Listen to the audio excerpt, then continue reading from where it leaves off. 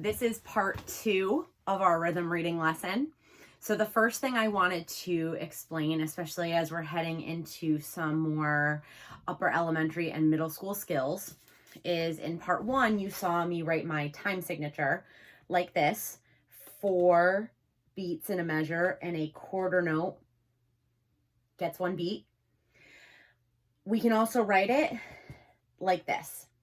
So whether you see it like this or like this, it means the same thing. 4 beats in a measure, a quarter note gets a beat. And this is where it starts getting into fractions. When we're talking about quarters and fractions, your denominator, the number on the bottom, is 4. So that's why it means the same thing. So, fun fact for you, and going forward, if you see either of these things, try not to get confused. Okay, so we left off, we still needed to count 16th notes.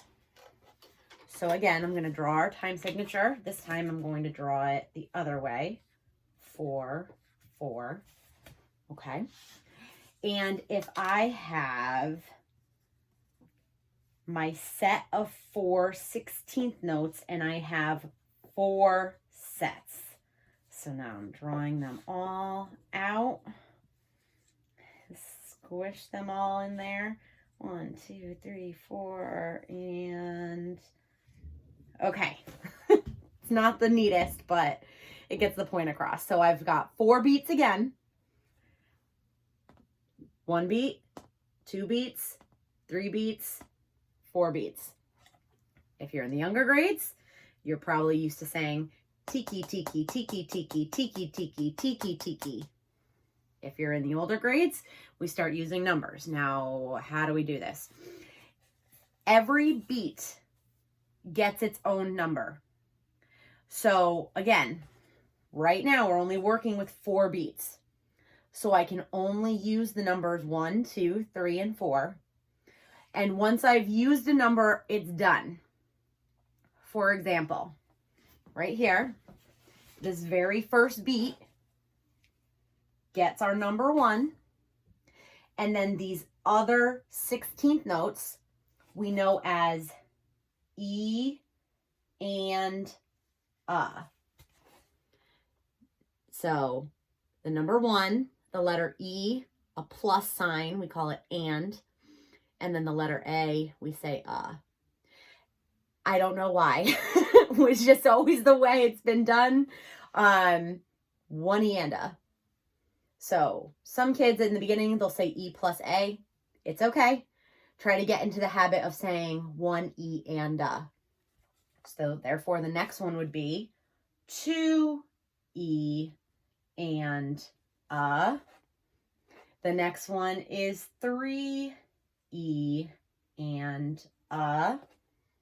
And then the last one, 4 E and a. Right?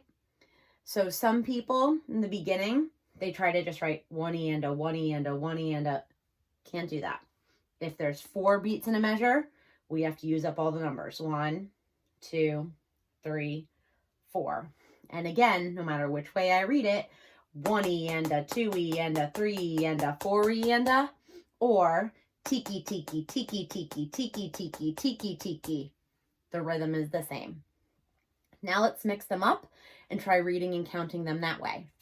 So I'm still going to keep 4 beats in a measure. We're going to do 1 measure at a time. We're going to keep it simple. But we're going to work on some different combinations going back to all of my choices, right? So my quarter note ta, my quarter rest or sh, my pair of 8th notes or tt, and my 4 16th notes or tiki tiki. Because most music does not just have one repetitive pattern. Sometimes they do, but it's usually all mixed up. So if I wanted to start and have ta, a shush, a tt, and then a ta.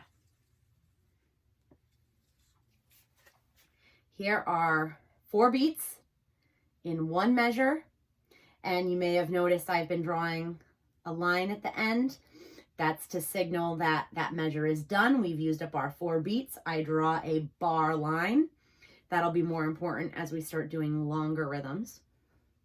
So again, I can say ta, sh, ti, ti, ta. How would I do this with numbers? Again, I'm going to use up all 4 numbers. So once I've used the number 1, I'm done. I have to move on to the number 2 and so on. Very first one gets the number 1. Even though it's a shush, it still gets a beat. So it will get the number 2. Something I like to do, and this is optional, but something I like to do is put it in parentheses to show that you're not saying or clapping or playing anything, but it's still taking up that number 2. You can circle it, you put a box around it, you could put it in parentheses. That's up to you. It's just a way that I like to do it.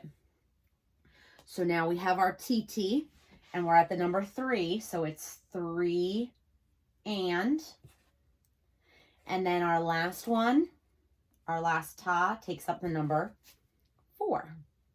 So remember, I could say it ta, sh, ti, ti, ta, or I can say 1, 3, and 4. When I clapped it, when I tapped it, it's the same sound. I just chose 2 different ways to figure it out. So let's do one more. If you don't have a whiteboard, draw it on paper. Use sidewalk chalk and try drawing it in your driveway. Write it on scrap pieces of paper.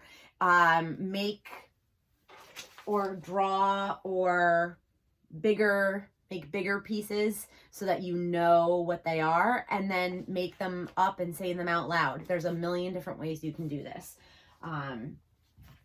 You can play it on an instrument. You can say it. You can stomp it. You can clap it.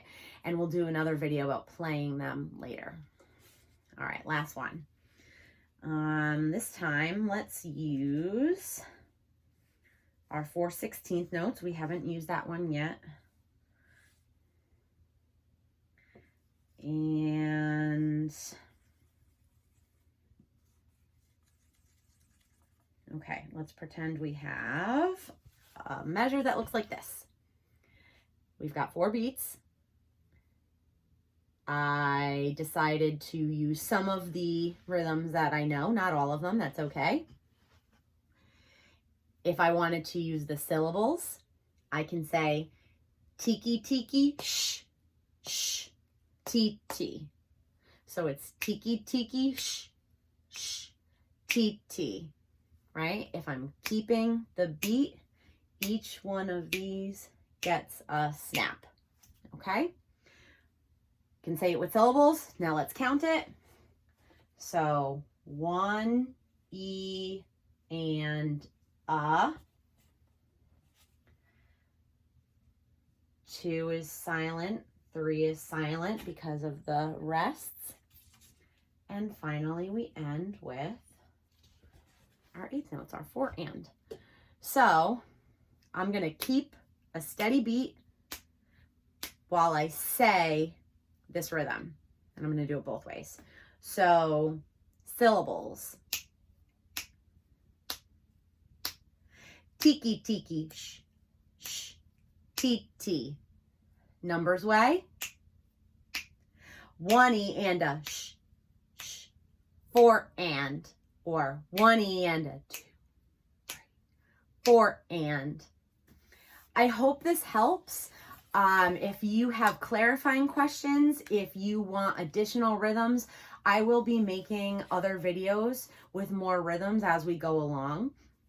I wanted to start simple, get everybody back in the mindset of using a skill that almost every kid at Nathan Hale has used at some point if they've had me. So I hope you enjoy. Right now, if you're watching this because you have an assignment and you have more questions, please email me. And if you're just watching this for fun, go out and try writing your own rhythms, make patterns, make them random. have fun with it. That's the most important part right now. Enjoy your day. Bye.